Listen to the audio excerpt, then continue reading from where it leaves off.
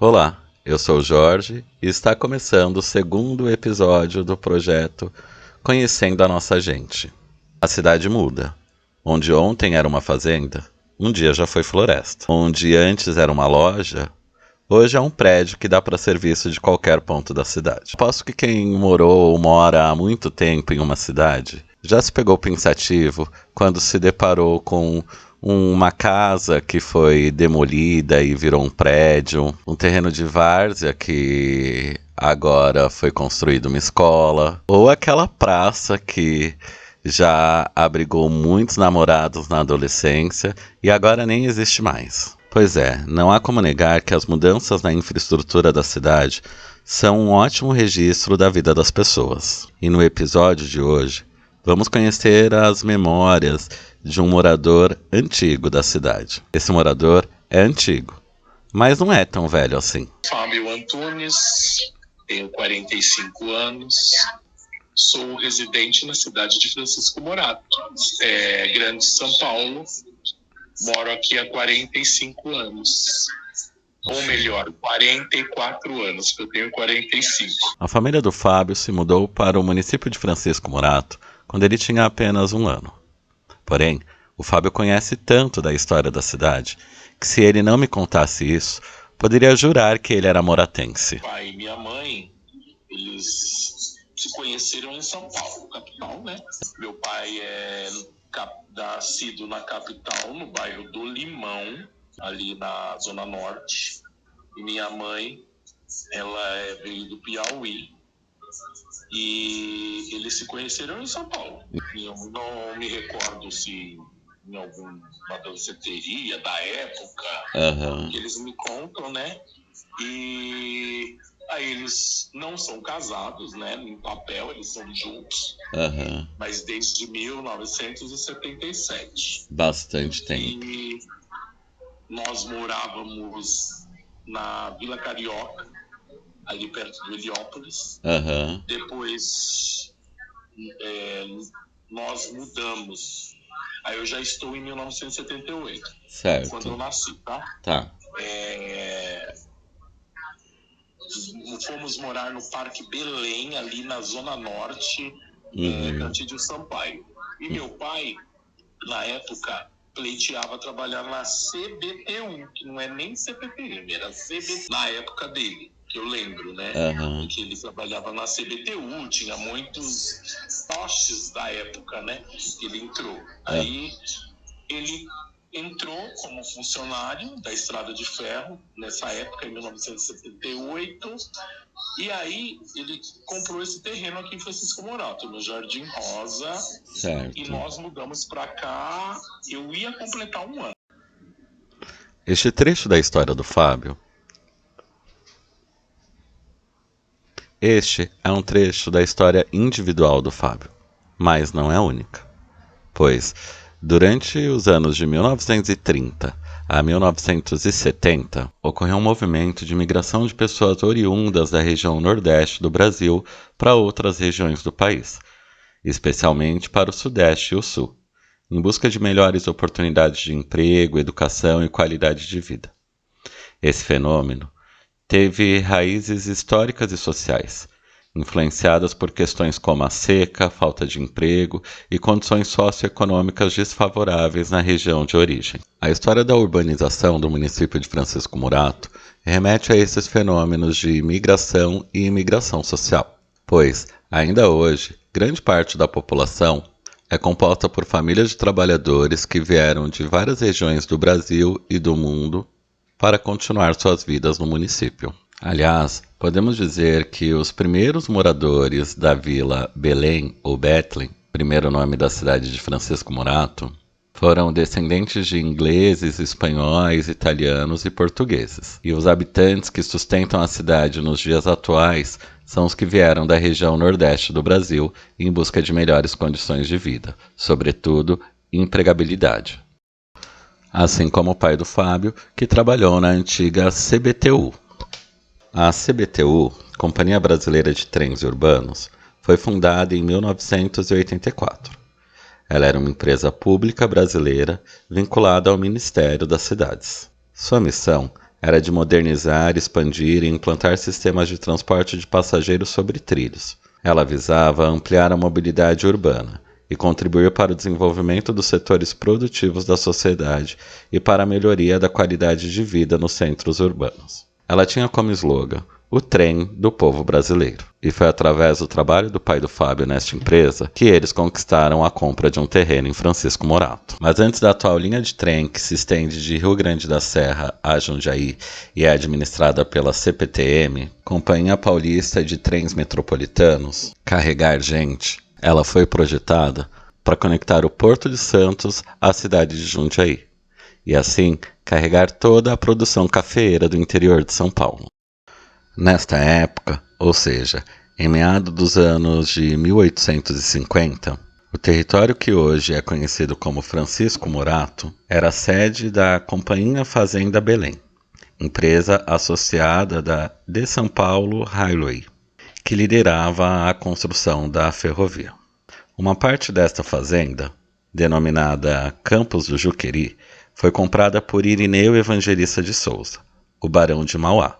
Então, a Vila Bethlen passou a servir de acampamento aos operários que construíram o túnel que atravessava a Serra do Butujuru. Após a conclusão deste túnel, o Barão de Mauá, que ao longo da sua vida foi industrial, comerciante, armador, fazendeiro e banqueiro brasileiro, vendeu suas terras para a empresa inglesa. A propósito, Barão de Mauá tornou-se o homem mais rico do país. É importante lembrar que, apesar da história oficial conceder o título a Barão de Mauá de empresário de sucesso, ele contou com privilégios desde a sua infância. Nascido em 1813, no atual estado do Rio Grande do Sul, aos 5 anos de idade, em 1818, ele ficou órfão de pai. Em 1821, sua mãe, Mariana de Jesus Batista de Carvalho, casou-se com João Jesus. Todavia, como o novo esposo não desejava conviver com os filhos do primeiro casamento da viúva, a filha mais velha, Guilhermina, foi obrigada a casar com apenas 12 anos de idade. E Barão de Mauá, aos 8 anos, foi entregue para a guarda de um tio, Manuel José de Carvalho. Seu tio era um jurista e depois político brasileiro, também juiz de paz. Ele foi o primeiro presidente da Câmara Municipal de Limeira e vereador em Rio Claro. Já no período inicial da guarda com seu tio, no interior de São Paulo, Barão de Mauá foi alfabetizado e, aos 9 anos de idade, seguiu com seu outro tio, José Batista de Carvalho, que era comandante de embarcação da Marinha Mercante, para o Rio de Janeiro, então capital do Brasil. Barão de Mauá conseguiu seu emprego no comércio local, por indicação deste tio. Ainda na adolescência, teve a oportunidade de estudar inglês e, aos 23 anos, tornou-se gerente e logo depois empresário. Hoje, o município de Francisco Morato abriga uma sala com uma exposição que conta detalhes da história de Barão de Mauá, uma vez que ele ainda é lembrado por fazer parte da história e da origem do município. Essa sala fica localizada na Escola de Formação e Aprimoramento, que está sediada na rua João Mendes Júnior, número 248. Bom, mas voltando à história do Fábio, nosso personagem principal do episódio, enquanto seu pai trabalhava na companhia de trem, sua mãe, em 1991, passou a fazer parte do quadro de funcionários públicos da cidade. Minha mãe foi funcionária da prefeitura, né? 25 anos, hoje ela é aposentada, mas ela entrou na prefeitura como prestadora de serviço da merenda, funcionária efetiva, em 1991. Enquanto ele tinha 12 anos e já começava a trabalhar no comércio local, em padarias e lojas da cidade, sua mãe prestava seu primeiro concurso público, que na época não foi nada parecido com os modelos de concurso de hoje, pois a prova realizada pela sua mãe foi apenas lavar uma louça. Antes dele começar a sua vida de adulto, com apenas 12 anos, também teve uma infância.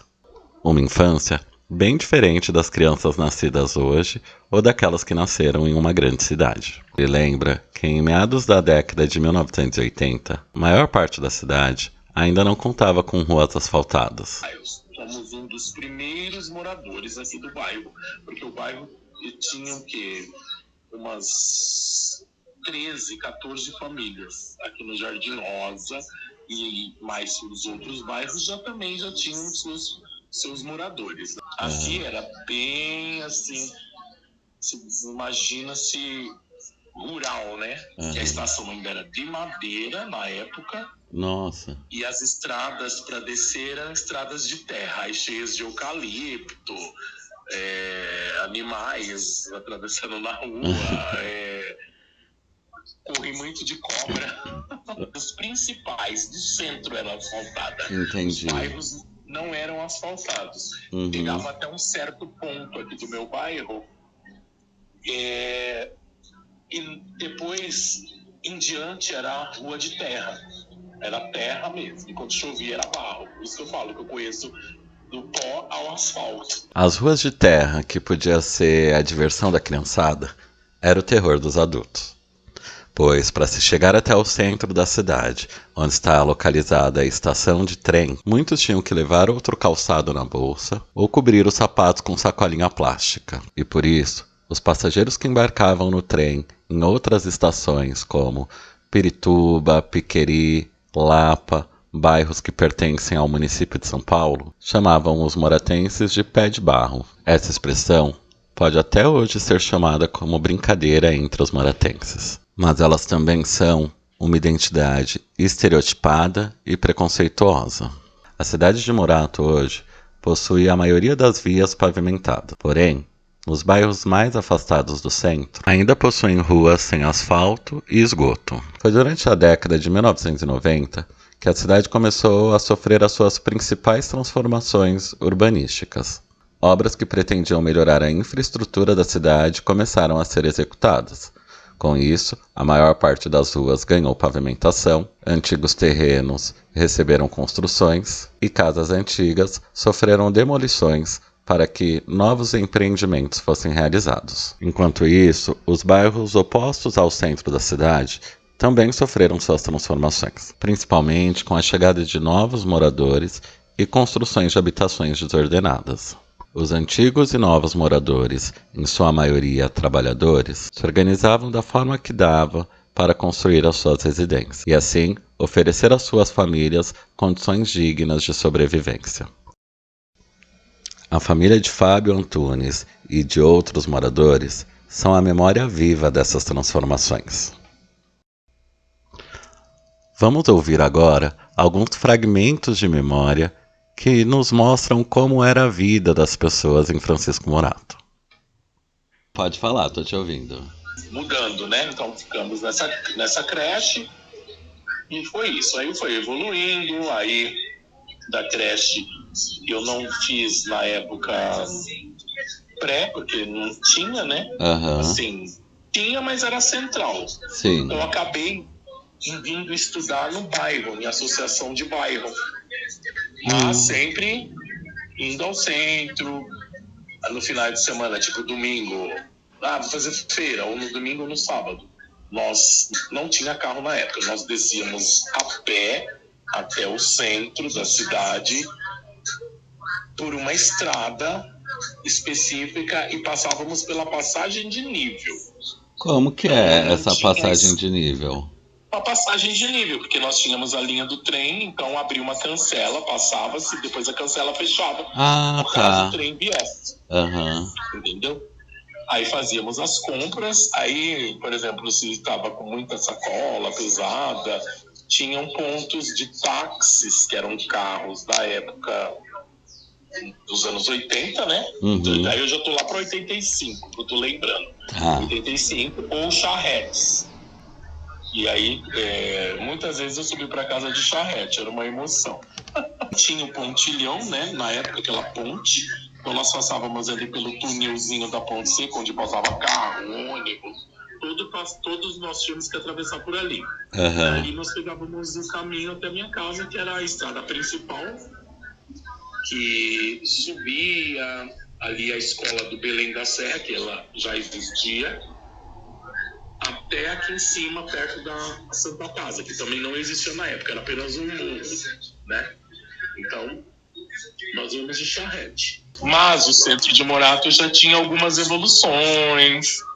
Mas ali eu estava lá indo para pré-adolescência, já querendo trabalhar. Para trabalhar aqui em Morato era meio complicado, porque os comerciantes da cidade são para famílias tradicionais, né, da época de moradores antigos daqui.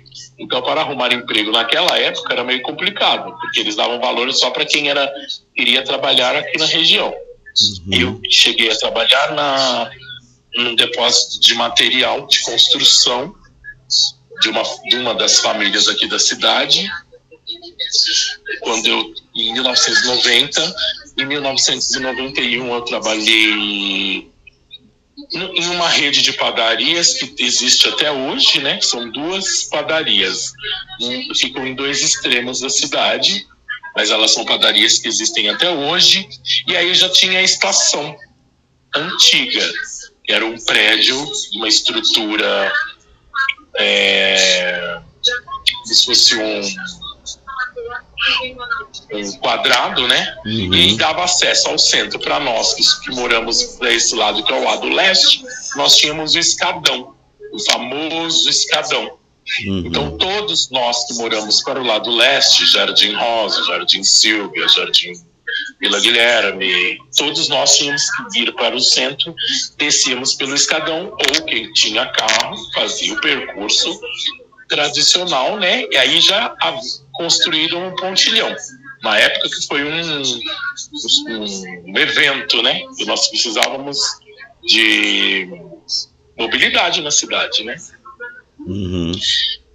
E esse escadão dava-se para... Terminando o escadão, nós saímos no hall da estação e descíamos e já estávamos na principal, ali na Jerônimo Caetano Garcia, que era do centro, onde tinha os comércios, padarias, supermercados que ainda existem até hoje, só que não existia aquele shopping. Aquilo ali era uma casa, né, que era como se fosse um casarão. Aí ele já estava para ser demolido, aí eles já estavam fazendo as estruturas desse shopping que se chamava Shopping Casa Grande. Na época, levou esse nome até algum tempo. E do lado direito existiam muitas lojas que eram próximos à CPTM, então ficavam coladas à estação da CPTM. E do outro lado, então ficava como se fosse uma rua comercial mesmo, você achava de tudo. Então tem algumas fotos que depois vocês vai poder verificar, que parece muita gente. Então ali poderia ser uma sexta, um sábado, que as pessoas trabalhavam em São Paulo e no final de semana ficava para cá. Uns iam visitar familiares, outros ficavam aqui, então a cidade ficou cheia.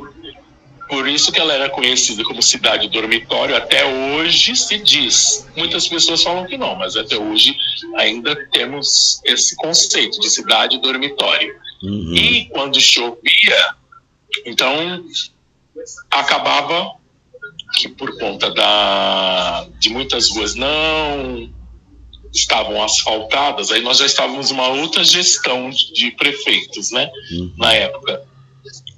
E acumulava muito barro, aí nós tínhamos que descer para o centro, às vezes muita lama, chegava no centro, o próprio centro, por ter enchente, ficava com muita lama, então às vezes isso atrapalhava. Quando era um calor extremo, era muita poeira. Então nós tínhamos os dois opostos.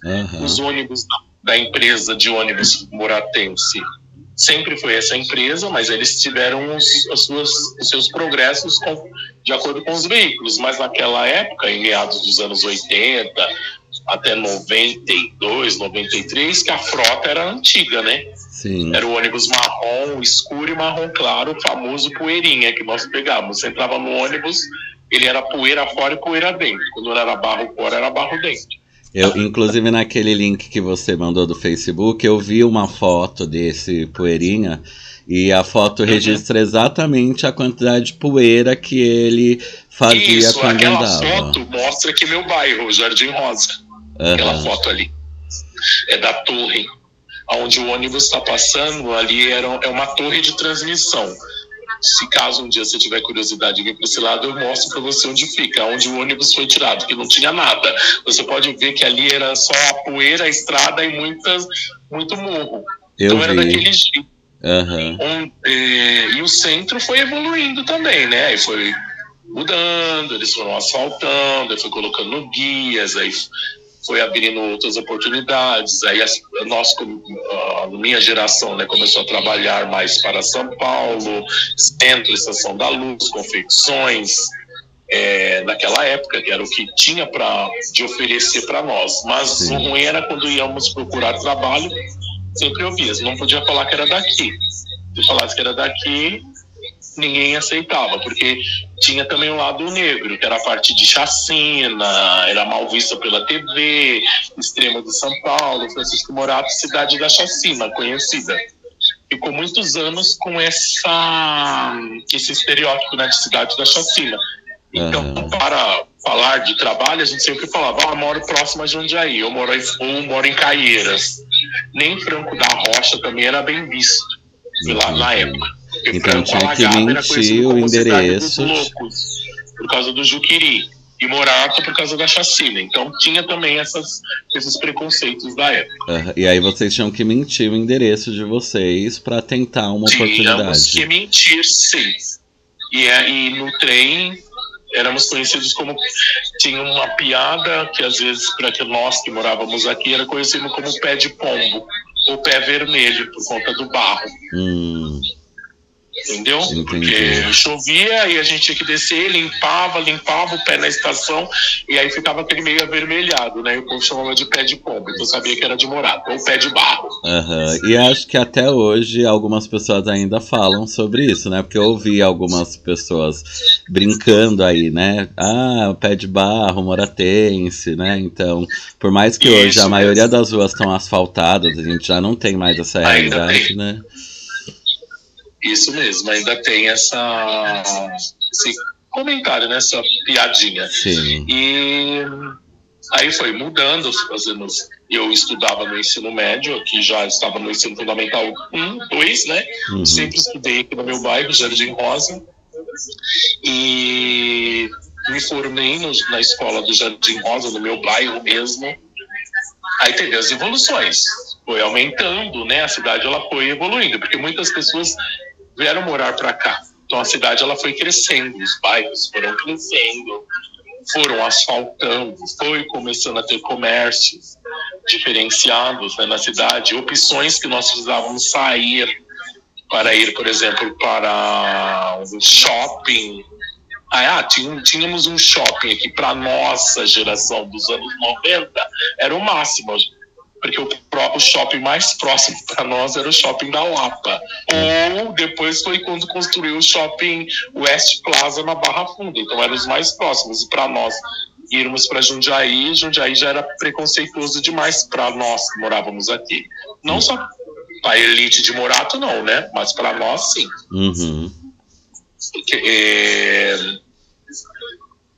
Lembrando... deixa eu te fazer uma pergunta, Fábio. Voltando a falar do comércio, você fala que você chegou a trabalhar, né, na sua adolescência, no comércio aí da cidade. Mas era um comércio mais centralizado, né? Que era no centro. Isso, não era na adolescência, na pré-adolescência mesmo, eu tinha 12 anos. Já bem novo, né? E deixa eu te perguntar, você lembra ou sabia quem eram os donos desses comércios, assim, dessas padarias, desse comércio do centro? Sim. Do depósito de material de construção, a família Duarte. E nas padarias, eu posso falar o nome da padaria porque eram sócios, né? Era a padaria Moura Center e a padaria Malu. Eu trabalhava, porque era uma padaria que os sócios atendiam as duas, né? Mas era a padaria Moura Center, aquela que fica bem em frente à estação, uma grandona, e a outra que fica em frente ao supermercado dos italianos. Perdão, dos italianos não, Ferdesone. Certo. Depois que nós passamos a loja Caedu, do lado da Caedu tem aquela padaria Malu.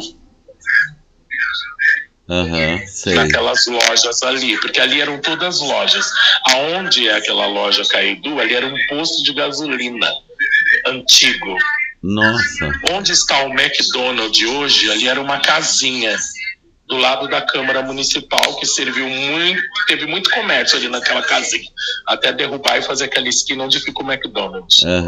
A Caidu não existiu, mas ali foi um posto de gasolina, depois ficou fechado com tapumes muito tempo, até que não sei se o dono vendeu, e aí construiu aquele prédio. E todos os prédios que ficavam do lado direito da calçada que eu te falo, foram derrubados, que a CPTM reformou, né? Construiu a nova estação. Sim. Então o centro é, sem dúvida, o local da cidade que mais teve transformação, assim, de um prédio virar outro, uma casa virar outra. Derrubou, virou outra casa, que nem os únicos prédios que ainda existem ali, eu posso te falar, da Caedu até a Caidu para frente, a Caidu é prédio novo. Da padaria até chegar na Ponte Seca, no início da Ponte Seca ali são prédios antigos. São prédios de famílias da cidade. Que eles não foram derrubados, ali ainda tem casas, tem gente que mora ali ainda, naqueles prédios, e tem os comércios embaixo. Entendi. E do lado direito da estação, quando você sai da estação, você já dá de cara com uma loja de chinês ali. Ali também é um prédio de uma família, até a determinada esquina do beco, e depois começa aquele outro da padaria, que é um prédio também, que atrás tem tipo um bulevar, e naquele bulevar ali também tem outras lojas, mas aquelas lojas não existiam, só as da frente, foram construídas depois. Ali também foi o antigo Correio. Nós tivemos o Correio, tinha o Correio ali perto do escadão, bem perto do escadão já era o Correio. E aquele escadão não existia também, aquele prédio alto. Era uma casa, que a casa ali pertence até a família do rapaz que deu o nome ao paço municipal ali da prefeitura de Morato, que ele faleceu. Que ele é famoso Quito. Desculpa, ele é quem? Famoso o quê? O nome dele, eu não me recordo o apelido. Quito. Quito. Na época, ele era bem conhecido na cidade, então aquele prédio ali pertence à família dele. E aí ele deu o nome do paço municipal, você passar em frente à prefeitura, tá escrito o nome dele e o apelido do lado. Eu acho que eu vi uma vez na prefeitura tem uma sala, né? Se você olhar as letras, tá escrito com letras prateadas, leva o nome dele, a prefeitura. Eu vi, eu não lembro o nome também. Ele faleceu novo, acho que ele faleceu antes dos 30. Antes dos 30 não, antes dos 40. Eu acho que lá na prefeitura tem uma homenagem para ele falando que é uma família importante no comércio local. Isso. Do comércio local. Todo aquele prédio do chinês até ali é deles. Os terrenos ali, né? Entendi. E aí teve muitas mudanças. Não existiu o SIC. Aquele SIC ele era tipo onde tem a Igreja Universal, o antigo prédio da prefeitura. Você já chegou... Falaram sobre o antigo prédio da prefeitura, onde ele ficava? Já. Eu vi até uma foto ali antiga. Perto do SIC, um galpão. Era como se fosse um galpão. E aquele galpão tinha vários setores divididos ali dentro. Então tinham duas saídas. A que dava acesso à Rua Progresso e a Rua Central, que é Jerônimo Caetano Garcia. E ali, a avenida principal não era asfaltada, era um asfalto bem chinfrim para a época, e dava entrada ali. E ainda tinham aquelas casas das famílias ali, todas do lado, as famílias do centro, né, que nós falávamos. E aonde é o SIC não tinha nada, era tipo um barranco. E aquele barranco ali vinham parques de diversões, shows, showmícios da época, concursos de fanfarra, tudo acontecia ali naquela passo, em frente à prefeitura. Era um espaço de lazer, então, assim, Era um espaço de lazer, de shows, de circo, de parques de diversões que vinham de outros lugares, instalavam ali. Aí depois de muitas mudanças, aí teve a Igreja Universal também, que quando inaugurou no prédio, um depósito, aí foi mudando. Aí você vê que teve as mudanças, os prédios são os mesmos, mas os comércios já tiveram muitas alterações, né? Aham. De lojas. E isso é algo E aí o centro constante, foi né? a parte que teve bastante mudança. Aham. E deixa eu te perguntar, você comentou de um mercado dos italianos e também você falou das Isso. famílias do centro. Você sabe a origem dessas famílias, se eles eram do Brasil mesmo ou se vieram de outro país?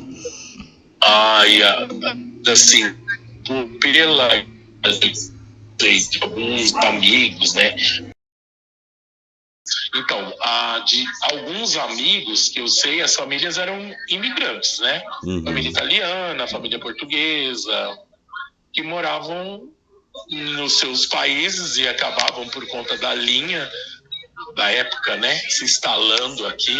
Uhum. E viraram as famílias tradicionais do centro, né?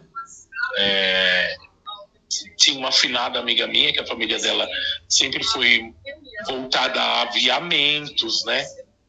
A parte de aviamentos, linhas, parte de crochê, tricô. Muitos anos. A mãe dela ainda é até viva hoje, tem os seus 90 e poucos anos, mas debilitada, mas viva, e as lojas funcionam ainda até hoje com a nova geração de família. Entendi. Familiar. Então foram lojas passadas de geração para geração familiar, que nem os supermercados, os depósitos de materiais, alguns supermercados, né? Os depósitos, as lojinhas do centro. Então são prédios familiares. Então os donos, que eram os primeiros, né, já são idosos, estão já aposentados, ou uns já faleceram. Que nem aqui em Morato nós tínhamos a famosa loja da Dona Laura. Dona Laura era uma loja de aviamentos, que é onde é o nosso teatro. É a mãe do ex-prefeito Zezinho Bressani, Dona Laura Bressani. Era muito querida na cidade, por isso que leva o nome, o teatro dela, Laura Bressani. Ai, que legal. A loja dela era bem conceituada, Dona Laura. Era uma senhora que tinha uma loja de aviamentos bem ali, andando no centro. Agora nós temos as Casas Bahia. Né? Um pouquinho mais à frente era o prédio da loja dela. Era uma loja bem grande. Parecia uma lojinha de departamentos. Na época. Na época.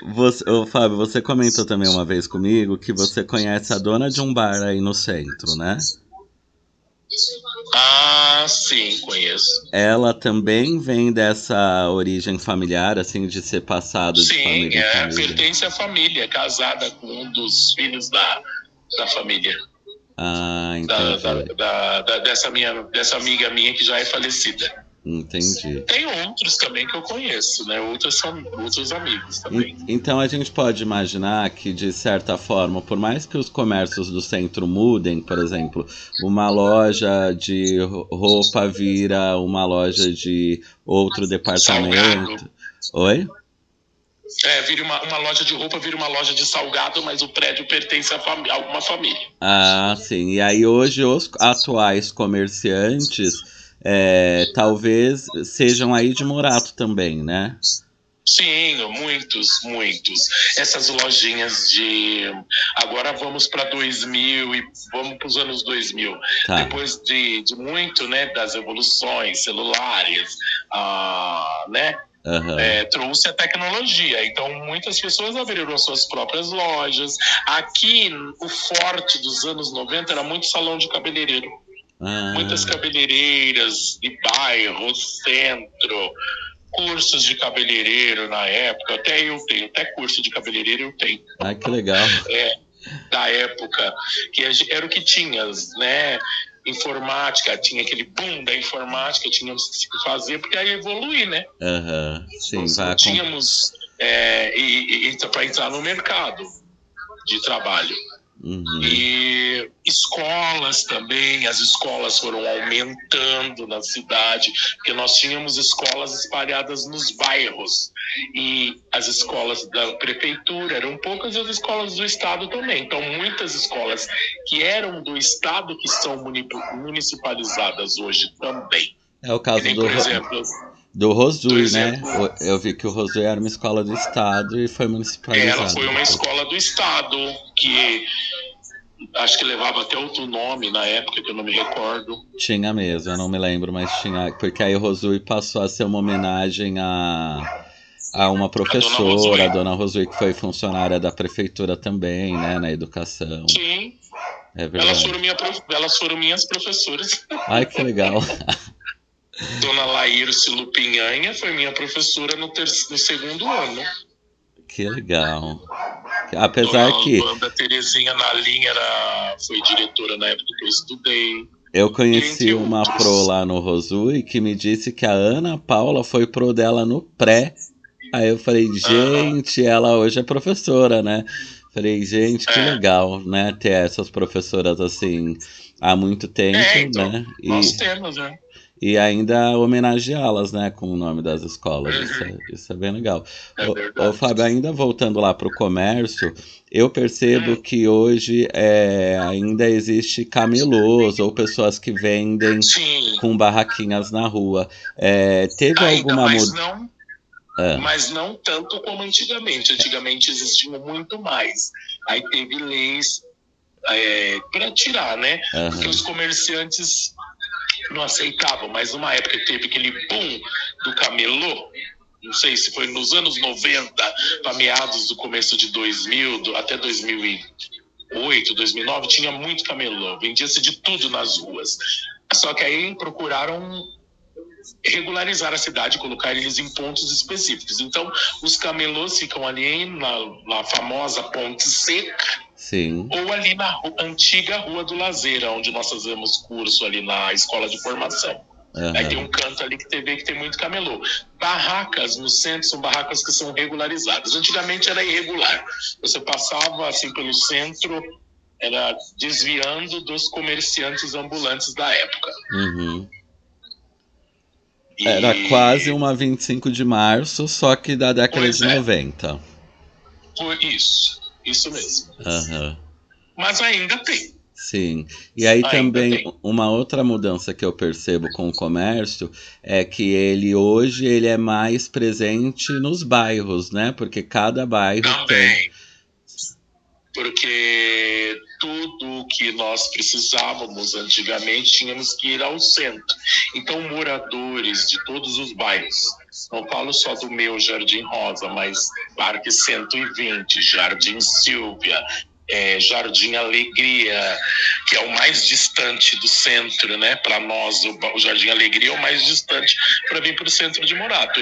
Todos precisavam se virar. Então, acho que as pessoas, os moradores do bairro começaram a criar estratégias para atender ali a sua comunidade. Então, foi construídos muitos mercadinhos, padarias, aí foi evoluindo para as farmácias, para cima, para os outros bairros também, açougues, lojinhas de roupas, celulares, cabeleireiros, e assim foi. E os bairros, às vezes, nós não precisamos nos deslocar até o centro, porque no nosso próprio bairro nós encontramos o que a gente precisa.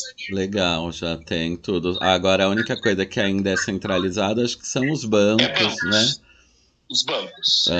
Para nós temos ainda a parte de casas lotéricas, né? Mas se você precisa resolver algum assunto em algum banco específico, Brasil, Santander, Caixa, você tem que descer. Aí tem que ir até o centro, porque é onde estão localizados esses prédios.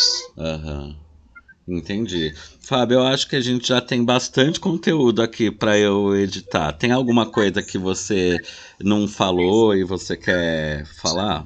Nós tínhamos a Santa Casa de Misericórdia, que era o único dos postos de saúde, e aquele hospital que é conhecido como Lacaz, que lá era também um posto de saúde.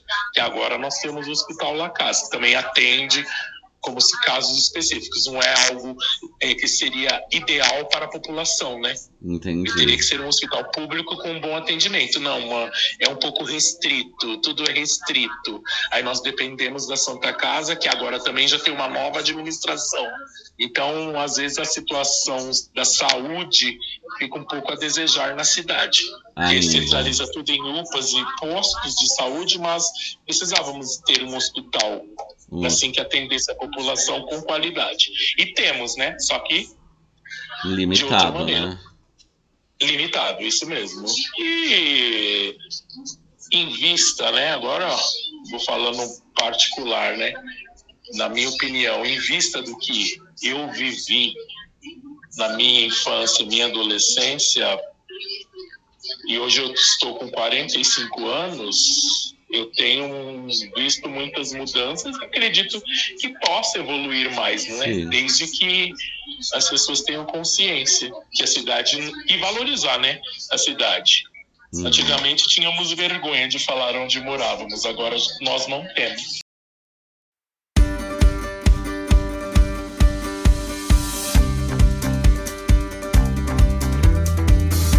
Toda história, para continuar viva, é preciso ser contada.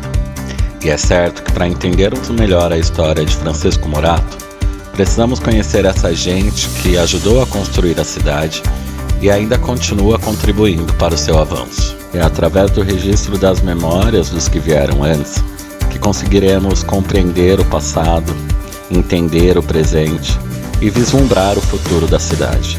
E se um dia o município já foi entendido como a cidade dormitório, hoje certamente não é mais, pois basta um passeio nas ruas da cidade em uma segunda-feira para encontrar toda essa gente que vive aqui e faz desse território a sua história. Este foi o segundo episódio da formação Conhecendo a Nossa Gente. Contamos com a colaboração de Fábio Antunes, coordenador pedagógico da Rede Municipal de Educação de Francisco Morato. Utilizamos como referência o livro Francisco Morato, da Estrada Férrea ao Centro Comercial, do autor Ulisses Dias.